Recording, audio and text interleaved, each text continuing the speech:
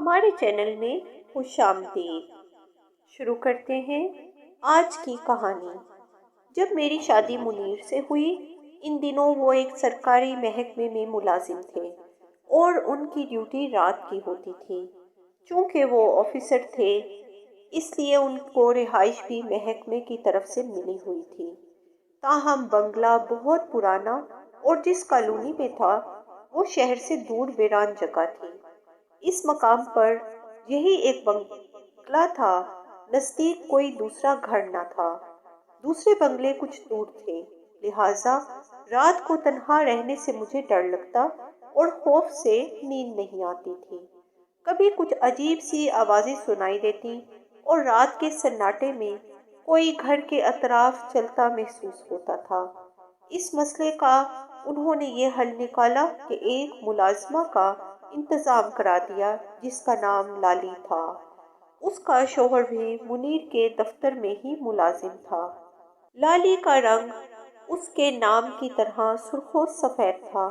وہ اچھے نئے نقش کی عورت تھی اور خوش مزاج بھی۔ دلچسپ باتیں کرتی، اس تنہائی میں اس کا دم غنیمت تھا۔ میرا دل اس کے ساتھ لگ گیا۔ وہ گھر کا سارا کام کرتی، کچن سنبھالتی، کھانا بناتی اور جب فارغ ہوتی میرے پاس آ بیٹھتی۔ ادھر ادھر کی باتیں کرنے لگتی۔ ایک روز وہ یوں ہی میرے پاس بیٹھی باتیں کر رہی تھی کہ ایک نامانوس سی آواز آئی۔ میں نے پیچھے مڑ کر کھڑکی کی طرف دیکھا۔ جدھر سے آواز آئی تھی یہ بلی تھی، مگر بلی کودی نہیں تھی، بلکہ اس کو کسی نے بیرونی دیوار سے اندر پھینکا تھا۔ تھوڑی دیر بعد برتن گرنے کی آواز آئی۔ میں چونک گئی۔ تبھی لالی بولی، بی بی، شاید کچن کا در کھلا رہ گیا ہے، بلی ہی ہوگی۔ یہ کہہ کر وہ کپڑے کی جھاڑ پونچھ کرنے لگی اور میں اٹھ کر کچن میں چلی گئی کہ دیکھوں کون سا برتن گرا ہے۔ دیکھا تو ایک پلیٹ میز کے نیچے پڑی تھی، مگر وہ ٹوٹی نہیں تھی۔ میں حیران رہ گئی، کیونکہ کانچ کا برتن تو گرنے سے ٹوٹ جاتا ہے۔ میں نے زندگی میں پہلی بار اس برتن کے گرنے سے خوف محسوس کیا تھا۔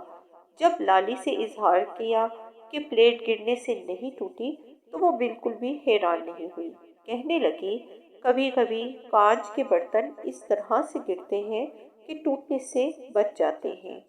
اس کی بات سن کر میں کچھ اور کہے بغیر کمرے میں واپس آ گئی۔ اس روز دن پھیکا پھیکا سا گزر گیا۔ لالی دوپہر کا کھانا کھانے کے بعد میرے پاس آ کر نہیں بیٹھی، بلکہ اپنے کمرے میں جا کر سو گئی۔ شام کو واپس آ گئے تو میں نے ان سے اس واقعے کا تذکرہ کیا۔ وہ بولے، صنوبر، تم کو بھی جانے کیسے وہموں نے گھیر لیا ہے۔ انہوں نے بات کو ہنسی میں ٹال دیا، جبکہ میں واقعی ہی پریشان تھی۔ آخر کار میں نے بھی اس بات کو وہم سمجھ کر دل سے نکال دیا۔ صبح ہو گئی، نوکرانی نے ناشتہ تیار کیا۔ میرے شوہر ناشتہ کر کے دفتر چلے گئے۔ کچھ دیر بعد انہوں نے دفتر سے لالی کے شوہر کو بھیجا کہ میرے گھر سے سوٹ کیس لے آؤ، میں نے پنڈی جانا ہے۔ کمال نے آ کر لالی سے کہا کہ صاحب دورے پر جا رہے ہیں، بیگم صاحبہ سے کہو کہ ان کا سوٹ کیس دے دیں۔ میں نے دے دیا۔ وہ چند منٹ بیوی سے بات کر کے چلا گیا۔ میں نے لالی سے پوچھا، تمہارا شوہر کیا کہہ رہا تھا؟ وہ بولی، کمال کہہ رہا تھا کہ صاحب دفتری کام سے جا رہے ہیں اور میں بھی ان کے ساتھ جا رہا ہوں۔ آج میری ان کے ساتھ ڈیوٹی ہے، پھر تو آج ہم شام سے کھانا پکا کر سو جاتے ہیں، کیونکہ دیر تک جاگنے سے مجھ کو آوازیں سنائی دینے لگتی ہیں اور ڈر لگتا ہے۔ آخر کار رات ہو گئی اور میں کمرے میں جا کر سو گئی، جبکہ لالی ابھی تک جاگ رہی تھی۔ کہنے لگی، آپ سو جائیں بے فکر ہو کر، مجھے ابھی نیند نہیں آ رہی۔ یہ کہہ کر وہ برآمدے میں جا کر لیٹ گئی۔ میں ابھی صحیح طریقے سے سو نہیں پائی تھی کہ اچانک ایک ڈراؤنی آواز سنائی دی۔ میں جلدی سے اٹھ گئی، ذہن پر زور ڈالا کہ یہ آواز کدھر سے آئی ہے۔ ابھی سوچ ہی رہی تھی، شاید آواز بیرونی دیوار کے ادھر سے آئی ہے کہ آواز پھر سنائی دی اور میری چیخ نکل گئی۔ وہ دوڑتی ہوئی میرے پاس آئی، میں ہانپ رہی تھی۔ پوچھا، لالی تم نے کچھ سنا؟ بولی، نہیں تو۔ آپ شاید نیند میں ڈر گئی ہیں، میں سوئی نہیں تھی، ابھی جاگ رہی تھی۔ بیداری میں 2 بار آواز سنی ہے۔ میری آواز میں لرزش تھی، مگر اس کا چہرہ اسپاٹ تھا، جیسے اسے میری بات کا یقین نہ ہو۔ کہنے لگی، مگر مجھے تو کچھ سنائی نہیں دیا۔ اس کی ایسی باتوں سے میں اور بھی سہم جاتی تھی۔ میں اب تک خوف زدہ تھی، ادھر ادھر دیکھ رہی تھی۔ تبھی لالی نے کہا، بی بی جو کچھ ہے وہ آپ کے ساتھ ہے، میرے ساتھ تو کچھ نہیں ہے۔ تبھی میں بولی، کیا کروں پھر، تم ہی بتاؤ۔ آپ کسی عامل سے پڑھوائیں اور جس دن صاحب کی ڈیوٹی ہو رات کو آپ بھی میکے چلی جایا کریں۔ ان کی تو اکثر راتوں کی ڈیوٹی ہوتی ہے، روز روز تو میکے نہیں جا سکتی۔ ابھی ہم یہ باتیں کر ہی رہے تھے کہ لائٹ چلی گئی۔ ہوا بھی آج کچھ تیز چل رہی تھی۔ شائیں شائیں کی آواز سن کر میں سہمی جاتی تھی۔ میری عمر کم تھی، اکیلے رہنے کی عادت نہ تھی، ایسے میں لالی ہی میرا سہارا تھی۔ میں نے کہا، لالی تم میرے کمرے سے مت جاؤ۔ وہ کچھ دیر تک میرے پاس بیٹھی رہی۔ جب میں سو گئی تو وہ دبے قدموں باہر چلی گئی۔ وہ برآمدے ہی میں سونے لگی تھی۔ لالی برآمدے میں سو رہی تھی کہ آدھی رات کو میری آنکھ کھلی۔ مجھے سرگوشیوں کی آواز سنائی دی۔ غور سے کان لگائے، یوں محسوس ہوا جیسے اس کے ساتھ کوئی باتیں کر رہا ہو۔ میں نے آواز دی، لالی کون باتیں کر رہا ہے؟ اس نے جواب نہ دیا تو میں نے اٹھ کر لائٹ آن کرنا چاہی۔ بجلی غائب تھی۔ اندھیرے میں میرا پاؤں کرسی سے ٹکرایا، آواز پیدا ہوئی۔ تب لالی نے کہا، بیگم صاحبہ کیا بات ہے؟ تبھی وہ میرے کمرے میں آ گئی۔ تم روشنی کرو، جو بھی ہے آج دیکھ لیتے ہیں۔ وہ بولی، بی بی کیا ہوا آپ کو؟ میں باہر ہی سے تو آ رہی ہوں، وہاں کوئی نہیں ہے۔ اس نے مجھے روک تو لیا، لیکن ایسا معلوم ہوتا تھا کہ باہر کوئی موجود ہے۔ اس نے مجھے پکڑ کر پلنگ پر لٹا دیا اور پاؤں دبانے لگی۔ اس نے کمرے کا دروازہ بھی بند کر دیا تھا۔ کب جانے میری آنکھ لگی، بالآخر رات گزر ہی گئی۔ صبح ہوئی، میں اٹھ کر کچن میں گئی، لالی موجود نہ تھی۔ میں نے ہاتھ منہ دھویا، اس کو آواز دینے لگی، وہ سامنے والے کوارٹر سے نکلی، حالانکہ وہ کوارٹر ویران پڑا تھا اور وہ دن میں بھی ادھر نہیں جاتی تھی۔ لالی تم کوارٹر میں کیوں گئی؟ تمہارا وہاں کیا کام تھا؟ وہ بولی، وہ کھڑکی کا شیشہ ٹوٹا ہوا تھا، صبح میری اچانک نظر پڑ گئی، سوچا گتا لگا کر بند کر دوں۔ اس ٹوٹے ہوئے شیشے سے بلی اور چمگادڑیں اندر جا کر آواز پیدا کرتی ہوں گی تو ہی آپ ڈر جاتی ہیں۔ بات معقول تھی، میں خاموش ہو گئی۔ لالی نے ناشتہ بنایا، مجھے دیا، بولی، بیگم بی بی رات والے واقعے کو بھول جائیے۔ اس بات پر میں حیران ہو گئی کہ یہ کیا کہہ رہی ہے، مگر بات کو کریدنا مناسب نہ سمجھا۔ میں نے ناشتہ کیا اور کمرے میں چلی گئی۔ میں کچھ دیر رسالہ پڑھتی رہی، جب دل نہ لگا تو ٹہلنے لگی۔ مجھے یوں لگا جیسے سرونٹ کوارٹر کے بند در و دیوار کے اندر کوئی ہے۔ کوئی کھڑکی کے ٹوٹے ہوئے شیشے سے دھواں نکل رہا تھا، جیسے کوئی کھڑکی کے پاس کھڑا سگریٹ پی رہا ہو، مگر پینے والا نظر نہیں آ رہا تھا۔ میں پھر سے خوف زدہ ہو گئی اور اسے آواز دی، لالی ادھر آؤ۔ وہ دوڑی آئی، پوچھا، کیا بات ہے بیگم بی بی؟ میں نے سرونٹ کوارٹر کی طرف اشارہ کیا۔ مجھے تو دھواں نظر نہیں آ رہا، اور سرونٹ کوارٹر تو بند ہے، اس کے دروازے پر تالا لگا ہوا ہے، مگر وہ دیکھو وہاں سے دھواں نکلتا مجھے تو نظر آ رہا ہے۔ بولی، نہیں تو آپ کا وہم ہے، وہاں تو کچھ بھی نہیں ہے، مگر برابر کا گتا نہیں ملا تو کام رہ گیا۔ سوچا بعد میں جب فرصت ملے گی تو مناسب گتا ڈھونڈ کر لگا دوں گی۔ آج ہی ڈھونڈ کر سوراخ بند کر دوں، ایسا ہی کروں گی جس کو آپ نے دھواں جانا ہے۔ کوئی چمگادڑ وہاں اڑی ہوگی تبھی دھول اڑی ہے۔ اس کی عجیب تعویلوں سے خاموش ہو رہی، مگر خوف تھا کہ میرے دل میں جاگزیں ہو گیا تھا اور کسی صورت چین نہیں لینے دیتا تھا۔ جب منیر آئے میں نے رونا شروع کر دیا کہ میں یہاں نہیں رہتی، کم از کم جب آپ کی رات کی ڈیوٹی ہو مجھے ان دنوں میں میکے بھیج دیا کریں۔ جب انہوں نے میرا رونا دھونا دیکھا، بولے، ٹھیک ہے۔ میں نے اطمینان کا سانس لیا کہ شکر ہے میں اس پر اسرار مکان کے اسرار و رموز کا شکار ہونے سے بچ گئی۔ میرا میکا 2-3 گھنٹے کی ڈرائیونگ پر تھا، لہٰذا جب منیر کی ہفتہ بھر کی ڈیوٹی ہوتی وہ مجھے امی کے گھر بھجوا دیتے اور چھٹی کے دن لے آتے۔ کچھ دن سکون سے گزرے، عید آ گئی، منیر کو 2 چھٹیاں ملی۔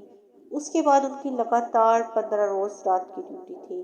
وہ عید سے 1 روز قبل مجھ کو میکے چھوڑنے آئے، عید والا دن گزار کر اگلے دن لوٹ گئے۔ اب مجھے 15 روز یہاں رہنا تھا۔ 12 دن گزرے تھے، میں نے ایک روز اخبار اٹھا کر دیکھا، نظر ایک خبر پر پڑی۔ لکھا تھا کہ لالی نامی عورت کو اس کے خاوند نے گلا گھونٹ کر ہلاک کر دیا۔ میرا دھیان لالی کی طرف چلا گیا، پھر اس خیال کو ذہن سے جھٹک دیا اور لاحول پڑنے لگی کہ انسان کے دماغ میں بھی کیسے کیسے خیالات آتے ہیں۔ میری عادت تھی کہ میں اس قسم کی خبریں نہیں پڑھتی تھی۔ لالی تو ایک اچھی عورت تھی، اس نے کبھی اپنے شوہر کی برائی نہ کی تھی۔ اس کی شادی کو 10 برس بیت چکے تھے مگر ابھی تک اولاد نہ ہوئی تھی۔ اب اس کی عمر 30 برس ہو چکی تھی۔ نہ جانے کب سے وہ اپنے شوہر کو ناپسند کرتی تھی، یہ مجھے معلوم نہ تھا۔ مجھے کیا خبر تھی کہ راتوں کی ڈیوٹی کی وجہ سے وہ شوہر کی غیر موجودگی سے فائدہ اٹھانا چاہتی تھی۔ وہ تو سیدھی سادی خاموش طبیعت اور اپنے کام سے کام رکھنے والی تھی۔ کچھ شوقین مزاج ضرور تھی، بس پہننے اوڑھنے کی حد تک۔ لباس اچھا اور صاف ستھرا پہنتی تھی، خوشبو وغیرہ اسے پسند تھی، روز نہاتی اور نق شق سے درست رہتی تھی، مگر سارا مسئلہ یہ تھا کہ وہ چاہتی تھی میں گھر میں نہ رہوں اور وہ اکیلی ہو، اسے کچھ وقت تنہائی میسر کر دوں۔ تبھی اس نے یہ کھیل کھیلا، وہ عجیب و غریب آوازیں اور روحوں کا چکر خود اسی کا چلایا ہوا تھا تاکہ میں ڈر کر میکی چلی جایا کروں اور وہ میرے گھر میں منمانی کر سکے اور اس کا چاہنے والا ظاہر اس سے ملنے بآسانی آ سکے۔ ہمارا گھر اس کے لیے اس معاملے میں بالکل محفوظ تھا۔ پہلے تو وہ میری موجودگی میں بھی آ جاتا تھا، جب کہ میں سو جاتی وہ رات کو دروازہ کھول دیا کرتی اور یہ دونوں ہمارے سرونٹ کوارٹر میں رات کو ملتے تھے۔ ایک دن جو میں نے سگریٹ کا دھواں ٹوٹی ہوئی کھڑکی سے نکلتے دیکھا تو اصل میں وہاں زاہد نامی اس کا شناسہ موجود تھا۔ لالی نے مگر مجھ کو بہلا کر میرا دھیان ادھر سے ہٹا دیا۔ تبھی اس کے ساتھی نے مجھ کو ڈرانے کا ایک سلسلہ شروع کر دیا اور یہ دونوں اپنی چال میں کامیاب ہو گئے، کیونکہ میں واقعی ڈرنے لگی تھی اور ان سب آہٹوں کو جنوں بھوتوں کی کارستانی سمجھنے لگی۔ حالانکہ یہ سب زاہد کے کرتوت تھے اور وہی چھپ چھپ کر مجھے ڈراتا تھا۔